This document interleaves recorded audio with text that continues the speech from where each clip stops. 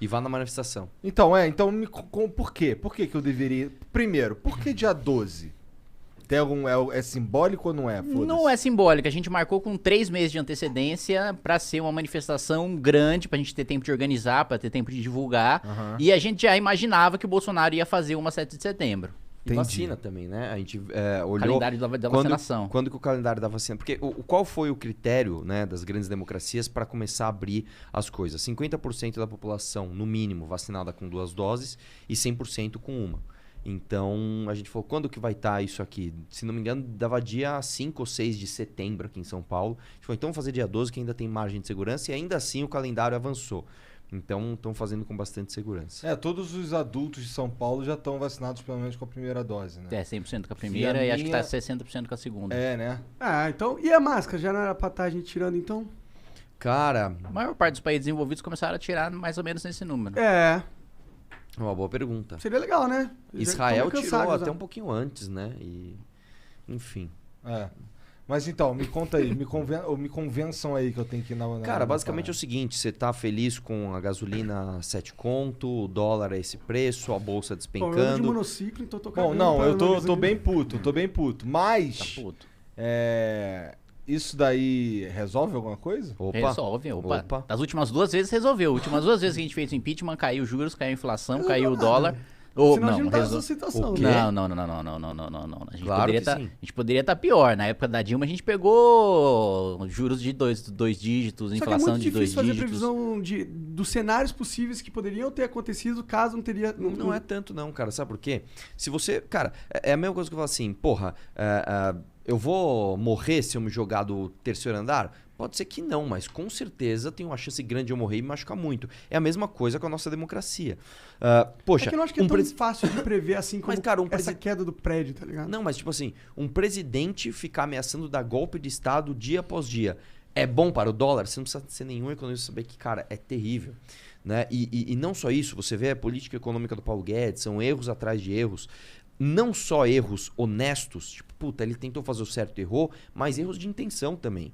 Né? Quando o Bolsonaro enterra o combate à corrupção, quando ele coloca um petista na PGR para salvar a própria família, isso é algo que vai custar para o Brasil 10, 15, 20 anos. Né? Quando você pega, por exemplo, qual que é essa história do PGR? Vamos lembrar aqui. Para começar que é assim, muita gente fala, pelo menos o Bolsonaro é honesto. Você não pode nunca investigar um presidente, começa por aí. A não ser que o PGR vá lá e faça isso, ele autorize. O Bolsonaro indicou um PGR que é um arquivador, tanto que nenhum político foi processado desde que o PGR foi colocado lá. Cara, quer dizer que de repente o Brasil ficou limpo. Sabe, Bolsonaro, eu acabei com a corrupção, tá ok? Não, você não acabou com a corrupção. Mas isso é muito inteligente da parte dele. Opa, claro que Porque você garante que você vai ter o apoio de todos os corruptos. Fala, pô, Exatamente. eu vou tirar o Exatamente. cara que trancou a porta da cadeia? Não. Exatamente Tanto isso. que agora o mandato do PGR é de 2 anos, né? Ele foi reconduzido agora no Senado com votos de todo mundo, inclusive do PT. Então, tipo, os caras do PT, porra, o cara não tá denunciando o Bolsonaro, como é que vocês reconduziram ele? Claro, também não tá Exatamente. denunciando eles. É. Só que o que acontece? Imagina que você é um investidor. Você fala, como é que eu vou investir no Brasil? Os corruptos estão soltos. O favorito à presidência da República em 2022 é o maior bandido da história daquele país. O presidente atual fica passando com um tanque na frente do Congresso, esticando a corda cada dia mais. Cara, não tem como isso dar certo. Você não precisa... Assim, é mais do que eu falar de se jogar do terceiro andar. Se jogar do 10º. É muito previsível. Eu entendo. Só que a gente tem o ponto. A gente faz impeachment porque o cara é ruim ou a gente faz impeachment porque ele cometeu um crime claro? Ambos. Qual o crime claro que o Bolsonaro cometeu, assim? Puta, são vários, cara. Se você pegar, por exemplo, toda a gestão dele na pandemia, cara, assim, você não precisa ser um especialista em direito pra saber Não, mas que o cara... isso não parece claro. Alguma coisa que você Claro que é explica em claro. 2 segundos e qualquer É claro, pessoa entenda. ele cometeu, a meu ver, inclusive, homicídio doloso ao incentivar no meio de uma pandemia pessoas a saírem e se aglomerarem, e inclusive sem máscaras. Ele colocou suspeição em vacinas, ele pediu propina em contratos de vacina. Pô, se isso aí... E ele pediu propina em contrato de vacina, não é provado. Isso. Mas está em processo de investigação. Não, eu entendo, mas é difícil a gente já julgar o cara antes do... Mais ou menos, cara. Vamos lá. Você tem ali todos os indícios que mostram né, que sim, houve pedido de propina e mais do que isso, o contrato realmente não foi feito. Né? Você pega ali, a gente atrasou o nosso calendário de vacinação porque o Bolsonaro simplesmente não comprou vacina. Cara, não, eu entendo. É a realidade. É que eu só digo que juridicamente seria importante ter alguma prova que realmente ligasse o Bolsonaro diretamente com essa compra pra gente ter esse negócio claro que eu tô falando pra você. É que juridicamente ele assinou, ele contratou a Covaxin. Mas, e anulou depois. Sim, mas isso pode ter sido uma treta, tipo, eu não tô falando que eu acredito que o Bolsonaro é... Eu tô entendendo. Eu tô sendo advogado do diabo aqui. Se a gente quer... É que o problema do impeachment, na minha opinião, são duas coisas. Uma que não vai mudar porra nenhuma no Brasil. Vai tirar o Bolsonaro, vai ajudar um pouquinho na economia, ok? Mas os problemas de verdade no Brasil, eles são estruturais. São sistêmicos. Certo. Agora, a gente não soluciona os problemas estruturais com o Bolsonaro no poder. Com certeza não. Mas aí entra o segundo ponto. Pra rolar um impeachment, tem que ser alguma coisa muito forte, eu acho. Porque a gente já tá no histórico... O Arthur Lira tem que querer, né? Tem que ser um bagulho que mas, o Arthur Lira consegue cá entre nós, a parte jurídica... Importa menos. Importa menos. Porque o Collor foi o Elba, o da Dilma foi a pedalada fiscal. Ambos cometeram crimes mais graves. Mas não é ruim pro país um presidente não conseguir terminar um mandato? Não, porque é o seguinte, cara... Eu acho ruim se o sujeito, do jeito que ele tá conduzindo o país, terminava ficar mais um ano do mandato.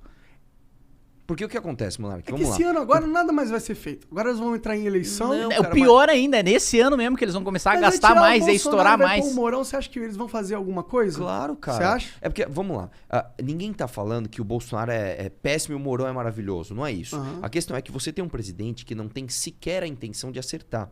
E nessa intenção que ele tem de salvar a própria família, cara, ele já tá assim fazendo coisas completamente inaceitáveis. Você tem ali recordes de emenda e orçamento pro Centrão sem nenhuma reforma. Você tem, como eu te falei, o PGR que vai ficar lá e vai enterrar o combate à corrupção por mais 2 anos. Você tem 2 indicações pro Supremo Tribunal Federal que vão nos custar 20 e poucos anos de impunidade por conta desse cara. Mas nessa lógica a gente tinha que ter impeachmentado todos os presidentes do Brasil desde a história que o Brasil teve presidente. Claro que não.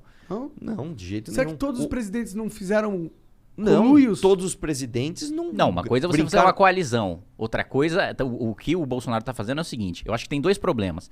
Fazer coalizão política para governar é normal. Você precisa conversar, você precisa ter indicação política, você precisa inaugurar a obra no estado do cara para dar voto pro cara. Isso é normal, precisa acontecer em qualquer governo e precisa ficar muito claro que a gente não é igual o discurso do Bolsonaro da eleição, não vamos negociar nada que eventualmente se o Arthur, por exemplo, que é pré-candidato a governador, ele ganhar o governo do estado, ele vai inaugurar a obra com o deputado estadual no reduto dele, o deputado estadual vai fazer parte de secretaria, vai estar presente, mas o cara vai ter que ver uma ficha que ele vai ser decente, vai cumprir determinados critérios técnicos de currículo, etc., mas vai ter indicação e composição política. A grande crítica é o seguinte, primeiro, ele abrir completamente o orçamento e pastas estratégicas pro Centrão, então abrir a saúde, abrir a educação, abrir os ministérios que geralmente eram da cota pessoal do presidente da República, que é quem determina a política do país. Isso não foi feito no governo Dilma, FHC, todos os outros? No governo Dilma foi. No governo Lula, não, ele ditou a política econômica. No governo Fernando Henrique, ele também ditou política econômica, política de educação, política de saúde.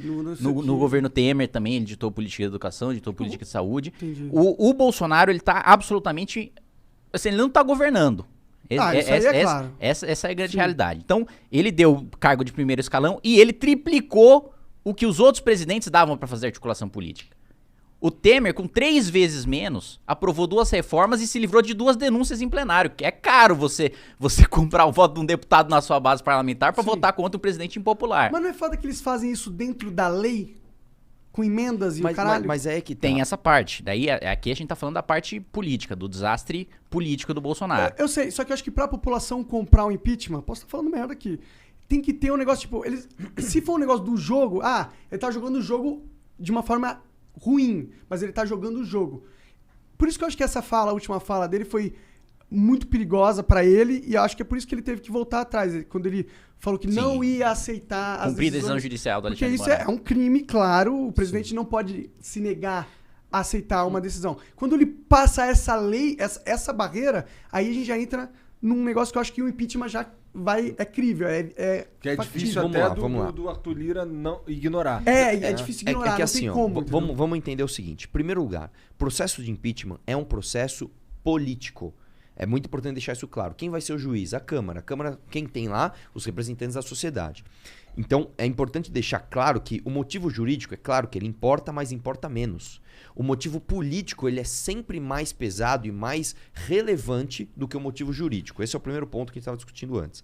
Segundo ponto, como que você faz, então, para que os deputados votem pelo impeachment ou não? Só tem um jeito, pressão popular. Porque o deputado, cara, ele está preocupado normalmente com a reeleição, somente. Este cara, ele precisa ouvir a base dele. Então, eu sou um deputado, sei lá, sou um deputado do interior da Bahia, sou um deputado, sei lá, do Piauí, do Rio Grande do Sul. Eu vou lá na minha base ouvir o que a minha base, que quem me elege, o que eles estão falando. Se esta base fala, eu quero impeachment desse cara, esse cara se sente pressionado a votar pelo impeachment. E isso acontece, inclusive, também com o Arthur Lira, muito mais, porque o Arthur Lira, quando chegar em 2022, ele sabe que a popularidade do Bolsonaro está derretendo cada vez mais e ele sabe que a base dele, que é no Nordeste, é uma base que vai estar com o Lula, inclusive. Então, até onde ele pode segurar os pedidos de impeachment? Por isso que a gente tem todo esse esforço de fazer manifestação, de fazer isso aqui, entrevista, debate e para que mostre para as pessoas que há um porquê, essas pessoas criam essa demanda e esse cara se sente pressionado a fazer alguma coisa, que foi o que aconteceu com a Dilma também. Você acha que o Eduardo Cunha, na época, abriu o processo de impeachment contra a Dilma por quê? Porque ele, vou fazer algo de bom pro país? Não. Porque ele falou, cara, a minha base lá no Rio de Janeiro tá assim, não dá mais para tolerar a Dilma. Eu preciso abrir esse processo de impeachment. Então é isso que a gente precisa mostrar. A gente precisa dar um recado para o Arthur Lira, que não é que ele precisa abrir o processo de impeachment. Ele precisa fazer isso. E o deputado precisa votar. E o Kim entende muito disso, que ele conhece bastante de Brasília. Nós já estamos numa maré assim, bem parecida com o que a gente estava com a Dilma. Falta um empurrãozinho final. Qual que é o empurrãozinho final? 12 de setembro. Então é por isso que é tão importante. Aí você fala, mas não muda o país. Muda um país, cara. Mas muda muito. Se você pegar o choque de realidade que teve entre o governo Dilma e o governo Temer, que foi um governo tampão, vamos dizer assim, cara, foi absurdo. Nós aprovamos fim do imposto sindical, nós aprovamos PEC do teto, nós controlamos a inflação, controlamos os juros, a bolsa subiu. Foi maravilhoso, cara. Então a gente precisa disso.